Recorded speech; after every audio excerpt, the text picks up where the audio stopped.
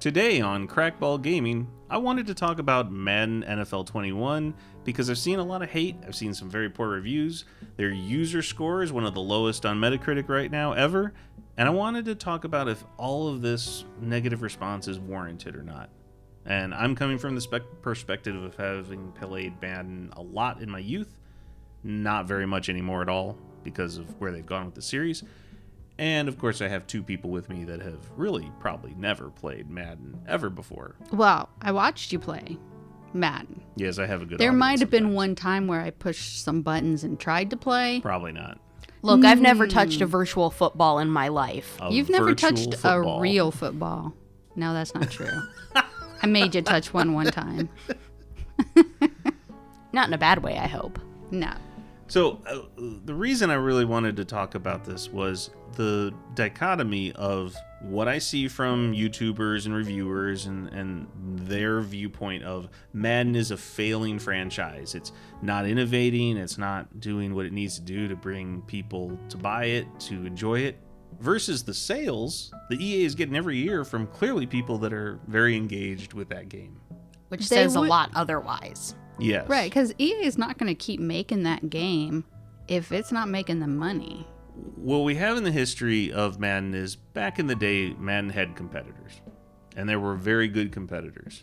And obviously, competition breeds innovation. You're going to try new things. You're going to try to get people to come over to your side. And at some point, in a brilliant move, right, EA grabbed the license solely for themselves for the NFL, and so only Madden games could come out. So there was no competition. They killed the competition. They killed the competition, which in business is what you do, right?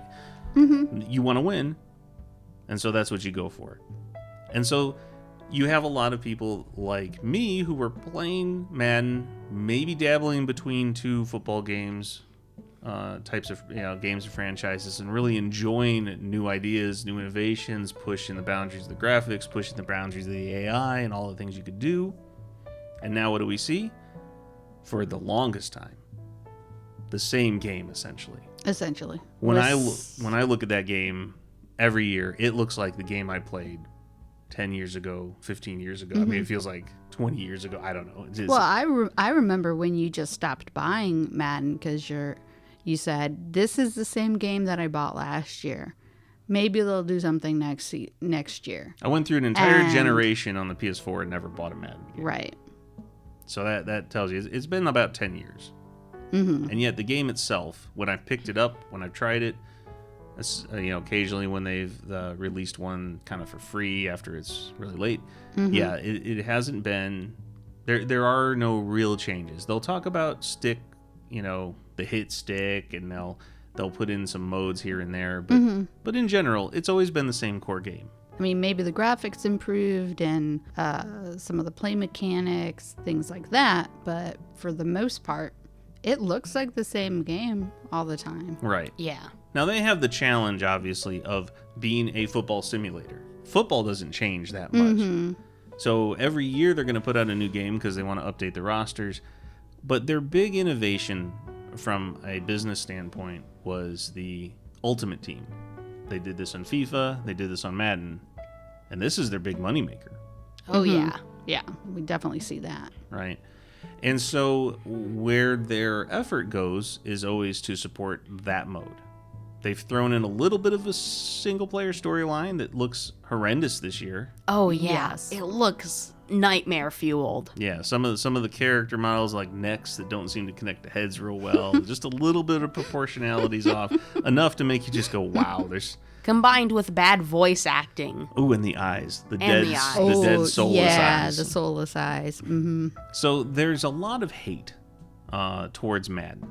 The problem is that hate seems to be generated from people who are very much like me and probably haven't actually touched this series in many, many, many years. And they're disappointed because a lot of them grew up with this series probably and remember it more fondly. And they want it to return to the game they used to love. The problem is that the game has moved on, and unfortunately, I think the argument I'd like to make is, and I've come to peace with it, is the majority of players that are playing this game are perfectly fine with where Madden's going. And they're just not the influencers, YouTubers, and even the reviewers actually don't represent the players of these games like FIFA and Madden anymore. Oh I yeah, think that's what a we fair see, statement. what we see with the player bases of FIFA and Madden and these very casual games is probably most of these players aren't even in the internet space where a lot of these quote-unquote hardcore gamers think that's where everybody lives. That's where the influence comes from. Whereas these casual players who don't really spend that much time on the internet or watching these videos from these big influencer guys, they don't really mean anything to EA, because the casual players put their money down in the microtransactions and the ultimate team mode, and that's what shows EA that people are still playing Madden and spending a huge amount of money, billions of dollars overall on it. Yeah, I mean, EA is showing in their revenue that not only is the growth in their live services, but the most amount of money they're making is in their live services. And their live services, when they talk about that, it really means Ultimate Team purchases for Madden and FIFA. FIFA more so, because that's the bigger franchise. Yeah. But Madden as well. Those are their two huge Yeah. franchises, and that's where their money's coming in. And so the players are obviously responding to all the microtransactions. They're responding to Ultimate Team. They could just be playing the game and not engaging in the Ultimate Team, but there's something about that that really drives the audience who is playing Madden today. Yes. And so I believe a lot of the hate is born out of the frustration that they are no longer making a game that appeals to certain gamers, myself included. The types of games I want, which I want to buy a game, and I want to feel like I got my money's worth. I don't want to spend any more on that game, really. And I want a great, complete, exciting experience. Yeah, it appeals more to the gamers who don't really have that much time to game, or they don't really care about much other games besides Call of Duty and the sports games.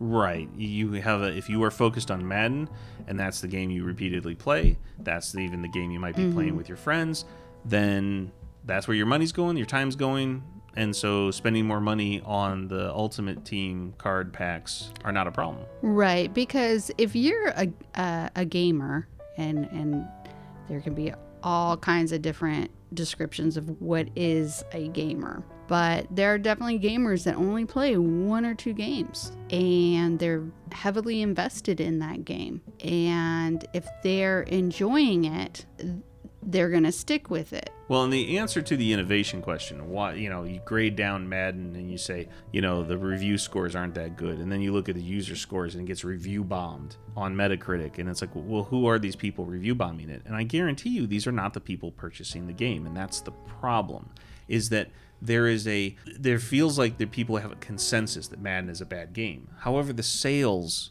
don't reflect show that. And so there's this disconnect now between players who play lots of games and they want to crap on games that are trying to do a microtransaction model of some sort. And I'm not saying, listen, I think the microtransaction model in Madden and FIFA are horrible. Yeah. Absolutely horrible. Right. But people vote with their wallets. And so far, the majority of the voting is in the favor of this system for at least these types of games. Right. That's disappointing to me. That's disappointing to a lot of people, and I think that's what you see in the user scores and the review scores. Right, it's disappointing to you because that's not the system that you want to be gaming in. You want a different type of system. But that's not the reality, and I think people have to come to terms with that. What you want then is to somehow create some sort of competition. But until that happens, until the monopoly is broken, sometimes I feel like railing against the machine here is counterproductive, because you make a claim somehow that everybody feels this way when when it's pretty much just a actual minority of the gaming community at large. A small segment, yeah. I think most controversial situations are a minority of people. I really do believe that. I think that when people say the silent majority, they don't realize how large that silent majority is. The majority of people I know that actually play Madden, they have no idea what's going on in the game sphere and news and any of that. So, and the same thing goes with Call of Duty. There's a lot of people that play Call of Duty that just only are interested in that game, but they don't even get into the details, right? They just kind of want to know the theme, what's happening, and they want to jump into their favorite game every year. If you're passionate about football and here's this game that gives you all the NFL teams and all the players, and you get to be the coach, the owner, the player, whatever, you can be everything in the game if you choose to. Those people are passionate about football, they're going to be enjoying that, and they're not going to be as concerned about the best graphics or how the crowd in the stand looks. They don't care about that at all. They're not looking at the crowd in the stand. They're trying to figure out what plays they want to run and how to beat their opponent. There's so many other things that they're focusing on. They're not even looking at any of that stuff. Yeah, I don't think anybody, except for these few reviewers, actually care about how the stands look. Well, I would disagree to a point that if it improved, it would be a welcome improvement.